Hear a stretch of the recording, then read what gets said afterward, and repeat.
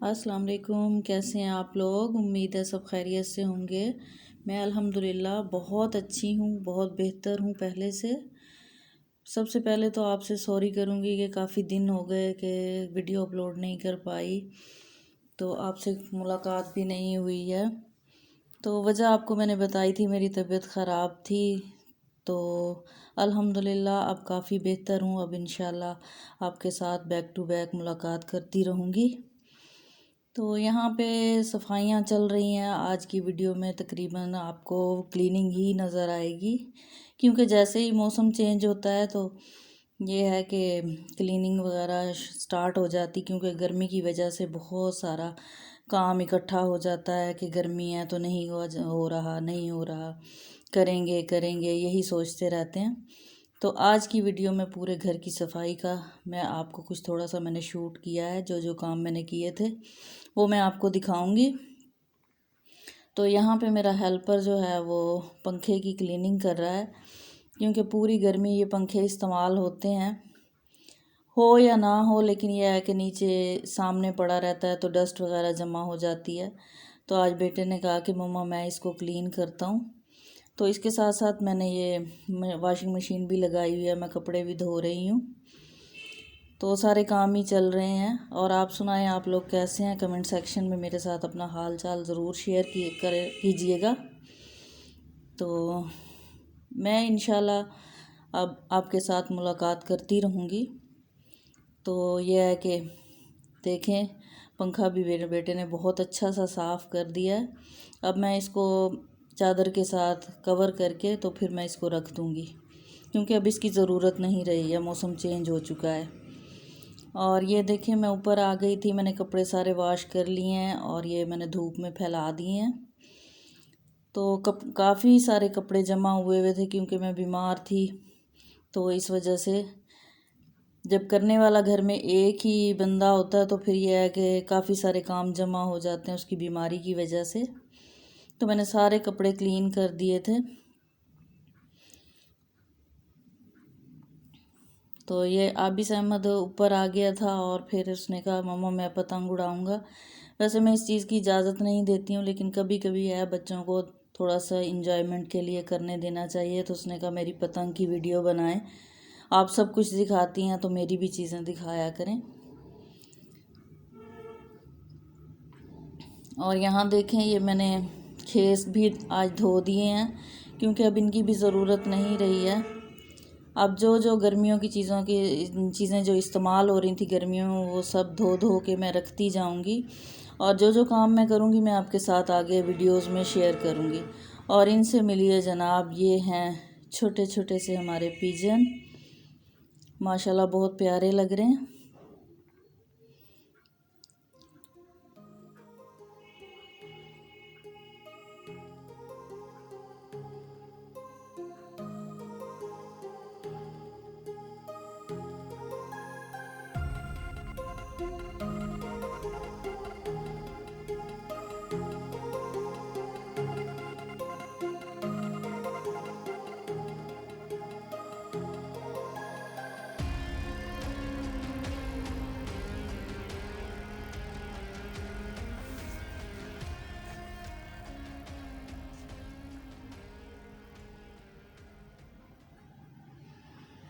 इसके बाद मैं नीचे आ गई थी, तो मुझे अपनी वॉशिंग मशीन क्लीन करनी थी। तो मैंने सोचा आपके साथ शेयर करूं कि मैं वॉशिंग मशीन जब गंदी हो जाती है तो फिर किस तरह उसको क्लीन करती हूँ।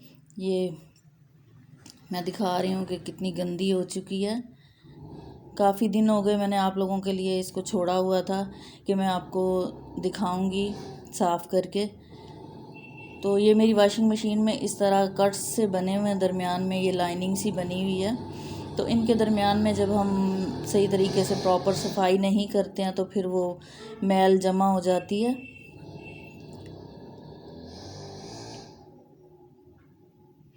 तो मैं बताऊंगी आपको कि मैं किस तरह साफ़ करती हूँ।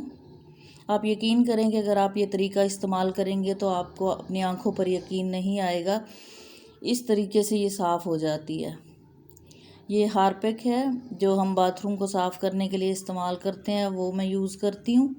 उसको मैं स्पंज पे ऐसे फैला लूँगी और फिर पूरी वॉशिंग मशीन पे इस तरह जहाँ जहाँ हमें नज़र आएगा कि मैल जमी हुई है लगा देंगे पूरी वॉशिंग मशीन पे। आप इसके लिए, मैं तो ऐसे ही लगा रही हूँ, आप चाहें तो आप ग्लव का इस्तेमाल कर सकते हैं। तो ये सारा मैंने इसके ऊपर लगा दिया है।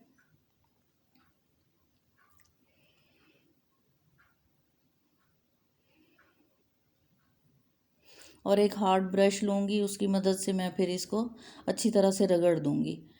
ये इन कामों के लिए मैंने एक ब्रश इस तरह अलग से बनाया हुआ है, तो मैं उससे रगड़ देती हूँ।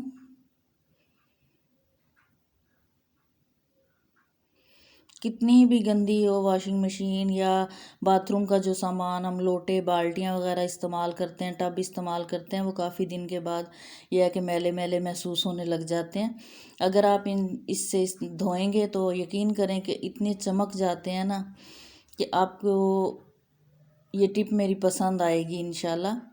आप ज़रूर इसको इस्तेमाल कीजिएगा। ये देखें, ये वॉशिंग मशीन पे आपको कोई भी धब्बा कुछ भी मैल नज़र नहीं आएगा। माशाल्लाह सारी क्लीन हो गई है। ये बटन देखें जो मैंने आपको दिखाए थे कि कितने गंदे थे, ये बिल्कुल साफ़ हो गए हैं।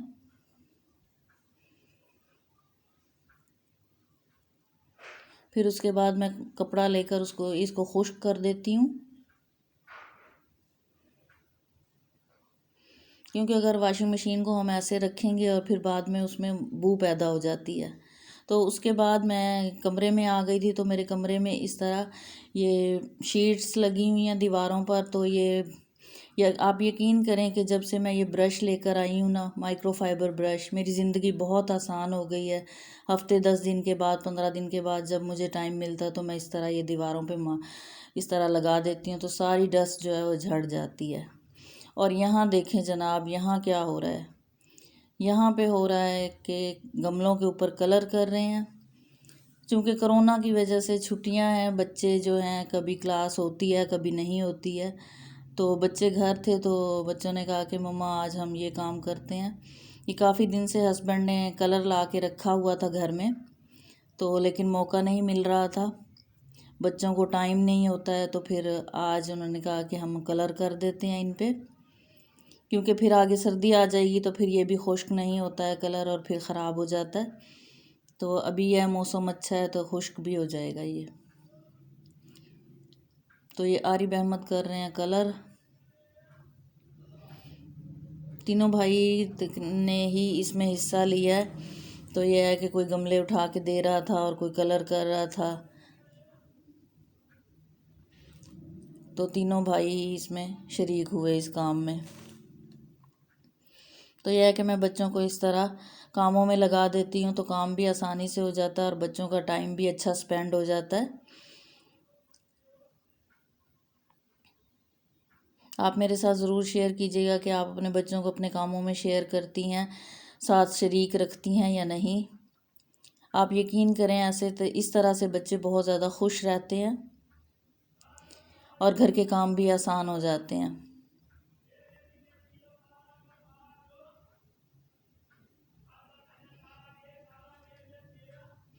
तो जितनी देर में बच्चे ये कलर कर रहे थे, साथ साथ मैंने सोचा कि उनके लिए कुछ थोड़ा सा मैं खाने पीने का इंतज़ाम कर लूँ। तो मैंने घर में कुछ था नहीं, लेकिन फिर मैंने सोचा कि चलो अच्छा पकोड़े ही बना लेती हूँ। और यह है कि मैं फिर उसका सामान काटने वगैरह बैठ गई थी और मैंने कहा चलें आलू और प्याज के पकोड़े ही बना लेती हूँ। जितनी देर में बच्चे ये काम करेंगे तो मैं उसकी कटिंग वटिंग का काम कर लूँगी।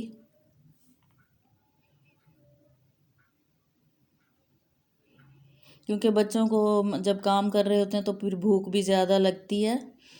और ये है कि ये ग्रोइंग एज है तो उसमें फिर बच्चों को ये है कि थोड़ी थोड़ी देर के बाद कुछ ना कुछ देते रहना चाहिए। वैसे आपको बीइंग अ मदर आप लोगों को भी मालूम होगा कि बच्चे आजकल के खाने के बहुत चोर हैं। तो ये है कि हमें खुद ही ख्याल करना पड़ता है, बच्चे खुद से नहीं मांगते हैं कि हमें खाने को दो। तो ये देखें माशाल्लाह कलर अच्छा कर दिया बच्चों ने सारा। और ये वो वाला पौधा है जो मैं कराची से लेकर आई थी। गंदगी तो हो गई है सहन में, लेकिन यह है कि माशाल्लाह काम हो गया है। गमले अच्छे लग रहे हैं, सब एक जैसे हो गए, साफ़ हो गए हैं। तो जब मैंने कटिंग वगैरह कर ली थी तो फिर मैं किचन में आ गई थी, मैंने पकोड़े बनाना शुरू कर दिए, क्योंकि बच्चे फारिग होंगे तो उनको भूख लगी हुई होगी। ये तकरीबन दोपहर 1 बजे का टाइम है।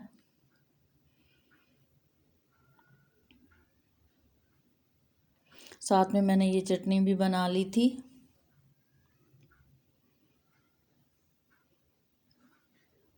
दही में मैंने ग्रीन मिर्चें और पुदीना और धनिया ज़ीरा मिला के तो मैंने ये चटनी बना ली थी। और पकोड़े बने और साथ में ये नहीं हो सकता कि चाय ना पी जाए। तो मैं तो चाय, मेरे लिए आपको पता है मैं टी लवर हूँ, तो मैं मस्ट होती है। तो मैं अपने लिए चाय बना रही थी, बच्चों के लिए मैंने पकोड़े बनाए हैं। आजकल के मौसम में ये ऐसी चीज़ें बहुत अच्छी लगती हैं, क्योंकि पराठे हों, मूली के पराठे, आलू के पराठे, पकोड़े, समोसे, दिल चाहता है कि ऐसी चीज़ें खाई जाएं। क्योंकि मौसम बहुत अच्छा है माशाल्लाह, ना ज़्यादा सर्दी है ना गर्मी है, बहुत अच्छा सा मौसम चल रहा है। बच्चे अभी ये पकोड़े एंजॉय कर रहे हैं। तो नेक्स्ट आने वाली वीडियोस में आपको इस तरह की बहुत सारी रेसिपी मिलेंगी। मैं मुख्तलिफ़ किस्म के पराठे बनाना सिखाऊंगी और सर्दियों से रिलेटेड जो चीज़ें होती हैं, गाजर का हलवा वगैरह, वो सब आपको दिखाऊंगी।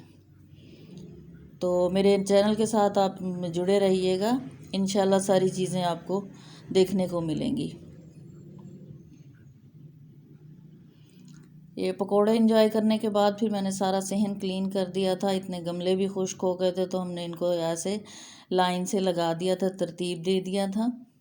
मेरा घर, मैंने आपको बताया, छोटा सा है, लेकिन ये मुझे शौक़ है कि मैं पौधे रखूं। तो ये थोड़े से पौधे मैंने रखे हुए हैं, क्योंकि मुझे ग्रीनरी अच्छी लगती है। अभी है ये शाम का टाइम, तो मैं फिर किचन में आ गई थी, क्योंकि बच्चों ने दोपहर को पकोड़े खा लिए थे, तो उन्होंने भी फिर खाने की डिमांड नहीं की। तो और मुझे भी कुछ समझ में नहीं आ रहा था कि मैं क्या पकाऊं, तो मैंने सोचा कि चलो आलू की ताहरी बना लेते हैं।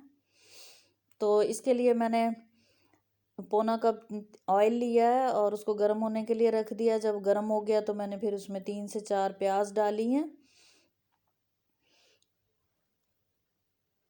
प्याज डाल के मैंने उनको ब्राउन होने के लिए रख दिया था। जब वो बिल्कुल लाइट ब्राउन हुई है, हमें डार्क नहीं करनी है वरना फिर कलर चेंज हो जाएगा।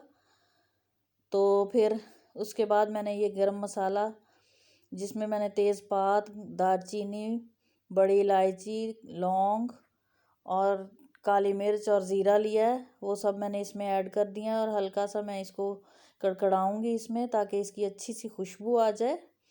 और फिर मैंने ये अदरक लहसुन लिया है और टमाटर, 3 से 4 मैंने टमाटर लिए हैं, छोटे साइज़ के थे।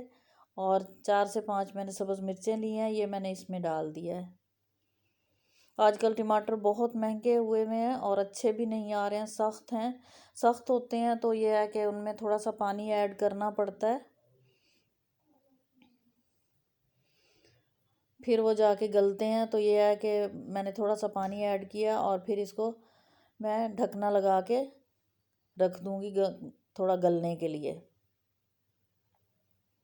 अगर नरम टमाटर हों तो उसमें पानी डालने की ज़रूरत महसूस नहीं होती, वह ऐसे ही गल जाते हैं। जब टमाटर थोड़े से सॉफ्ट हो गए थे तो फिर मैंने इसमें ये, क्योंकि मैंने टमाटर थोड़े डाले हैं, क्योंकि महंगे हैं तो इस वजह से थोड़े ऐड किए हैं। तो साथ में मैंने फिर ये दही डाल दी थी।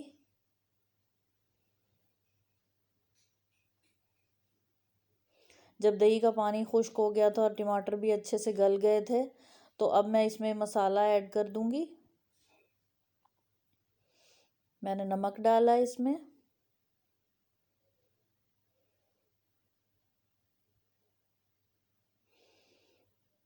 ये लाल मिर्च का पाउडर, हल्दी, और ये साबुत धनिया है, इसको मैं ऐसे हाथ से क्रश करके तो ये डाल दूंगी।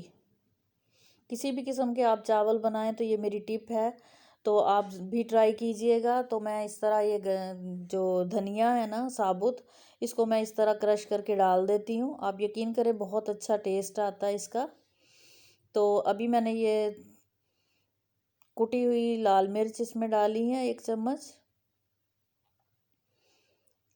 मसालों की क्वांटिटी आप जो है अपने हिसाब से रख सकते हैं। अगर आप लाइट खाते हैं तो आप कम कर दें। हमारे यहाँ थोड़ा स्पाइसी खाया जाता है तो इस वजह से मैंने ये इतने डाले हैं। और मसाला थोड़ा सा भुन गया था तो मैंने फिर उसमें आलू डाल दिए थे। आलू का साइज़ मैंने आपको दिखाया है, ना ज़्यादा छोटा है और ना ही ज़्यादा बड़ा है। तो आलू डाल के मैंने उसको मसाले में अच्छी तरह मिक्स कर दिया था।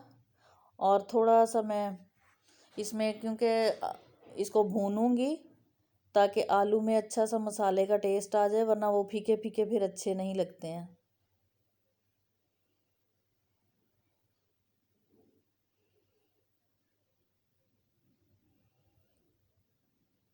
भूनने की वजह से एक तो उसमें मसाले का टेस्ट आ जाएगा, और ये है कि थोड़े आलू जो हैं थोड़ा सा हाफ मतलब कुक भी हो जाते हैं। अभी मैं पानी ऐड कर दूंगी इसमें। तो 1.5 कप मेरे चावल हैं तो मैंने तकरीबन 2.75 कप इसमें पानी ऐड किया है, क्योंकि मेरे चावल भीगे हुए हैं।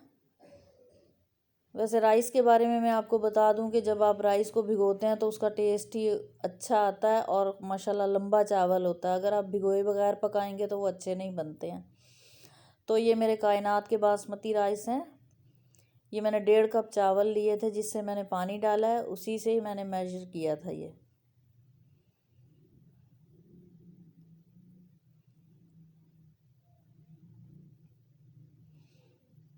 ये चावल माशाल्लाह मैं बहुत अरसे से यूज़ कर रही हूँ, तो ये बहुत अच्छे बनते हैं।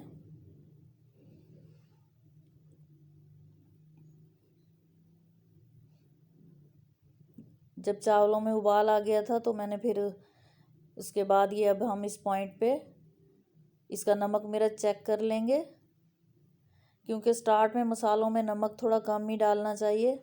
कि कमी में तो गुंजाइश है कि हम और ऐड कर लेते हैं, लेकिन अगर स्टार्ट में ही हम ज़्यादा डाल देंगे तो फिर कोई ऑप्शन हमारे पास नहीं रहता चीज़ को ठीक करने का। तो यह मैं अक्सर इसी तरह बाद में ऐड कर देती हूँ नमक।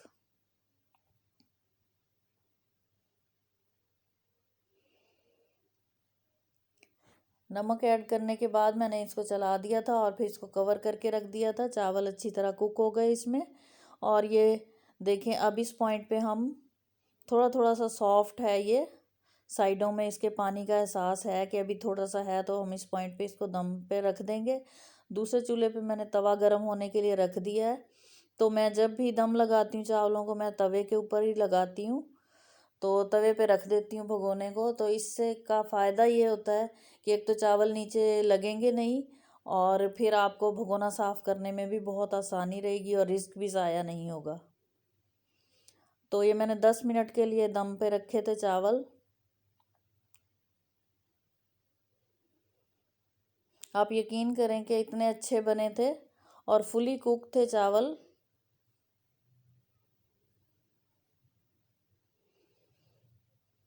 उस चूल्हे पे कैमरा फोकस नहीं कर रहा था, तो ये मैंने आपको दिखाने के लिए इधर शिफ्ट किया है। ये देखें, एक एक दाना अलग है और फुली कुक है।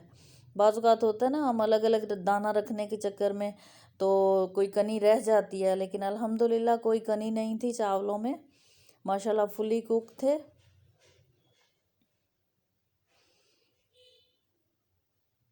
तो आप भी इस मेथड से बनाएं, इस तरीके से बनाएं। यकीन करें बहुत अच्छी बनती है ये ताहिरी।